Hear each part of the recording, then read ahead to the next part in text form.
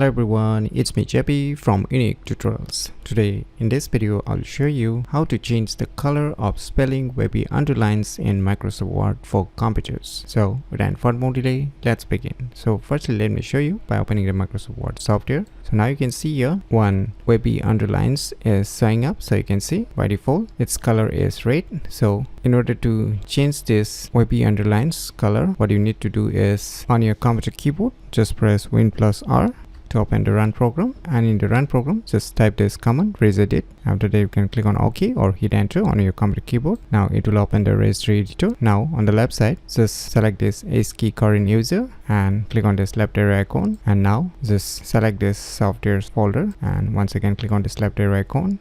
Now just scroll down below. Now select this Microsoft folder and once again click on this left arrow icon, and once again scroll down below and select this shared tools and click on this left arrow icon, and now select this grouping tools, and now just right mouse click on it and select this new and the word 32 value. Now give a name spelling wavy underline color and hit enter. Now just double click on it and you need to add a value data here. So now you can see here on the screen I have shown you different color codes, so you can just type it here depending upon your needs. So I want to shade it to black, so I will just put the black value, and once you have put the value just click on OK. Now you can minimize it, and on your computer keyboard just press Ctrl Shift Escape to open the task manager, and now just select this Windows Explorer and click on restart.